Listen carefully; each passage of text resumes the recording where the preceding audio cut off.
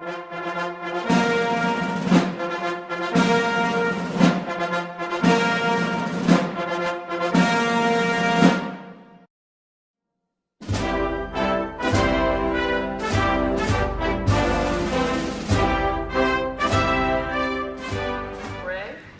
shall include the names of officers and prisoners involved, full descriptions of situation when the spray was used, and the outcome of the situation. These reports shall be used to supplement the training courses to ensure the spray is used responsibly within the confines of the law. This had strong bipartisan support, as we viewed this as a very fair way of making sure that there was not any sort of violations given this new tool in the federal prisons. If you are single-handedly willing to hurt so many people, hurt middle Americans who economically prosper from this bill based on what you are trying to put in, because that is what you are doing. That's not what I'm doing at all. And also, I would just like to move away from the rhetoric of states' rights. You know, how good this bill is for Democrats. I don't think the Republicans realize how good this is for us. You know, Senator Graham, you do have concerns. Other senators at the table voice their concerns and voice their support for the bill. But as party leadership, we do not stand behind this provision. And I won't regurgitate the reasons why. I feel like they were eloquently mentioned by several of your colleagues. But I want to mention to all of the senators around this table, party leadership does not support this provision. Clarification, asylum seeker means you already have to be in the United States. That was not how it was discussed in this other. That's the law. So we just have to be Strike that from the conversation and just not bring it up again. I think the opposite point of like debating what is in the bill is you just figure out who's on and who's off. That's the whole point. We need to know who's on and who's off. It looks like everybody's off. It looks like everybody's off. Can I just propose an actual amendment like our majority leader asked us to do? Here are going to be going into a leadership meeting in which we're completely confused as to what's going to be agreeable for this delegation.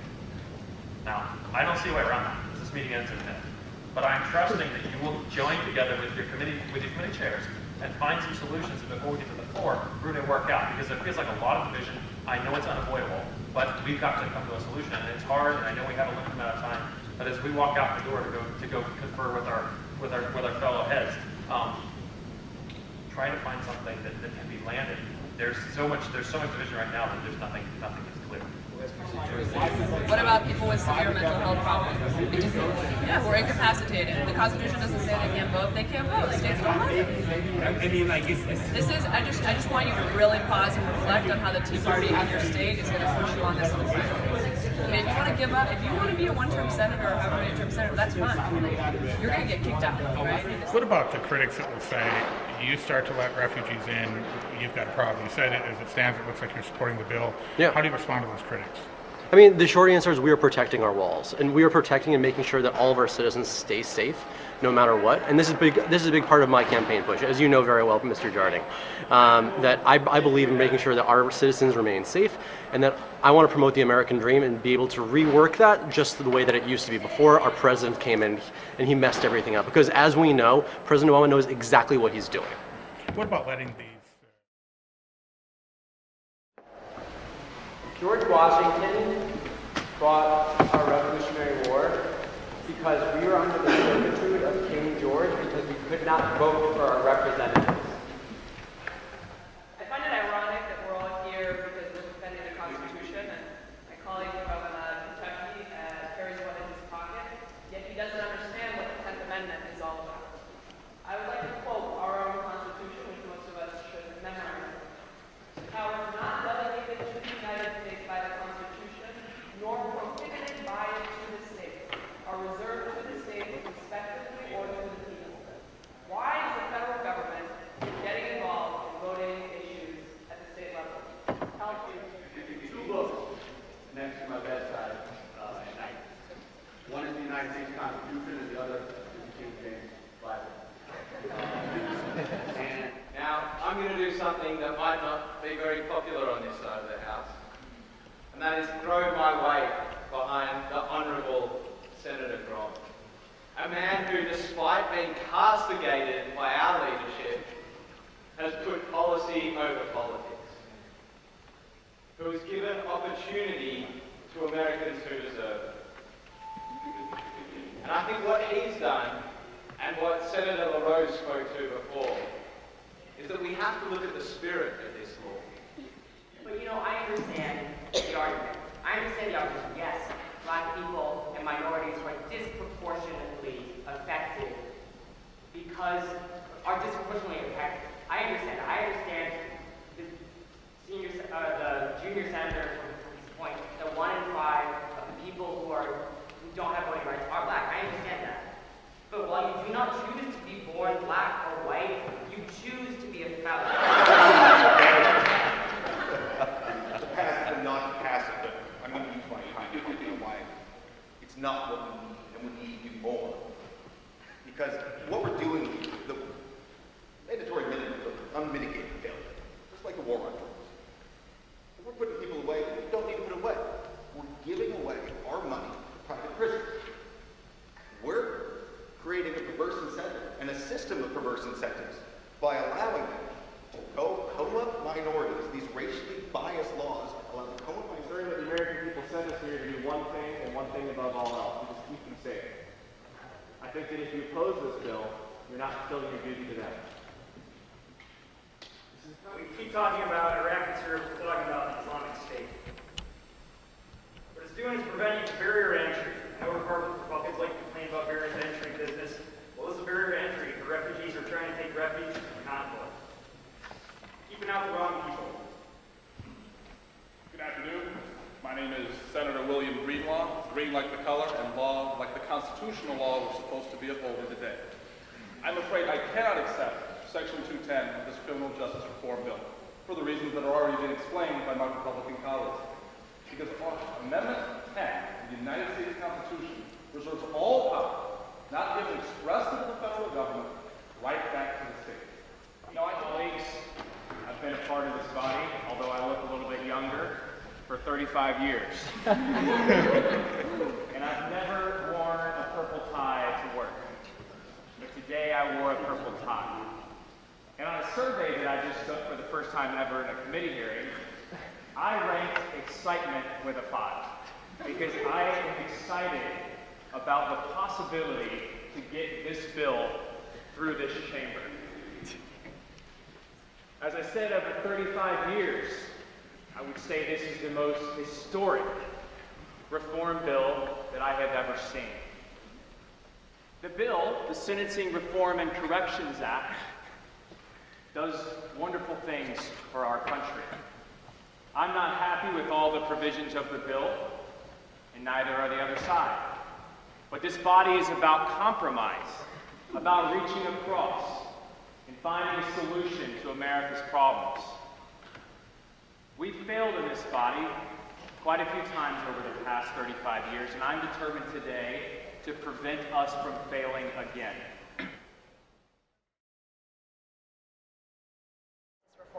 This is one step needed, one of many, in the right direction.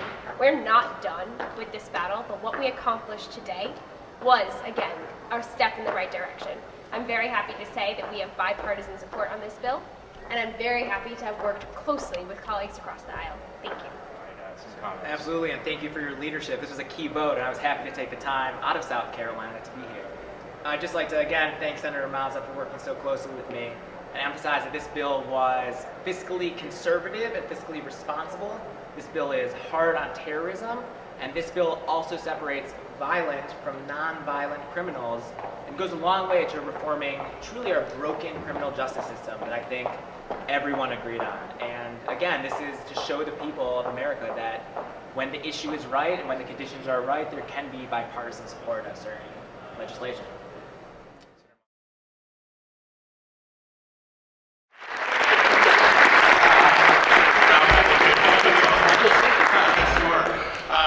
Well, thank you. This has been hopefully enlightening for you because it was for me. I mentioned to several of you earlier, several of you now have asked, is this remotely close to the real thing? And I said, yes, unfortunately. It is. That doesn't mean that what you did in any way wasn't good. It was good. In fact, the beauty of this simulation, I think, is, and so many of you are either my current or former students, and I really do feel like a proud parent or something, that and all of you, Josh, you guys, I mean, all of you, Mitch, you guys can be there, right? You can be those leaders. But what I hope you come away from in a simulation like this is how hard it is. Governing is difficult. Compromise is even harder because you can claim to govern by going to Washington, but you're not governing unless you move the envelope, if you will, for your constituents, for the people that you're representing. And it's hard to do. There's so many competing interests out there. You have to be so aware of everything you say, right? That words can be misconstrued, and pretty soon you've got a firestorm that you have to deal with. You have special interests to deal with. You have money interests to deal with beyond the special interests that may have an ideological or may have a parochial interest in what you're doing. Well, hopefully what you see, and I believe in no country on earth as much as I do the United States, and yet I consider myself one of its harshest critics. Because we're not going to get better if we don't challenge ourselves to work together, if we don't challenge ourselves to deal with the problems that society faces and that America faces. And for those of you that have taken my course, as you know, I will get on the soapbox occasionally and say, what are we doing? What are we doing out there? Why aren't we solving our problems? Well, I think part of it is that we don't understand how difficult it is. We don't understand the role of representatives in the representative system. We don't understand the daunting responsibility that it means to represent. That is, there's nothing more, I believe, challenging, important, daunting, but necessary in the world today than legislators that understand their responsibility.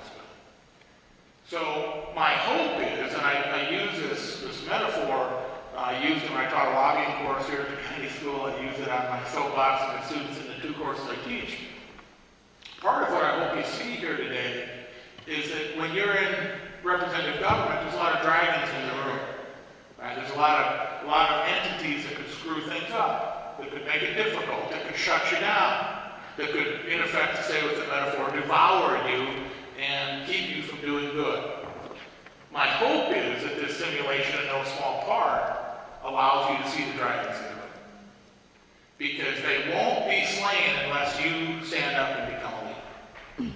I am a harsh critic of political parties. Even though by definition in the United States of America, if I want to participate in politics, I've got to join them. And it's very difficult to cross-pollinate once you join them.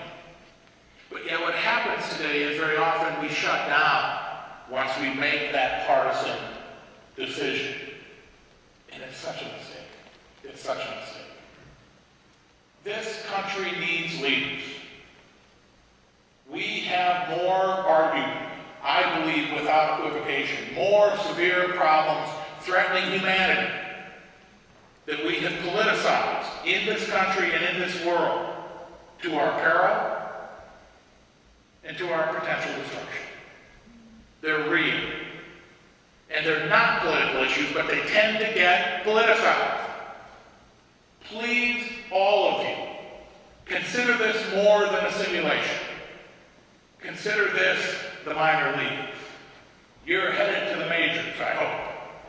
That all of you consider public service in the electoral arena. That all of you understand the daunting responsibility that comes with leadership, not politics. I very often tell my classes at the beginning of the semester, if you want to be a politician, get out of the class. We got plenty of those. I want leaders.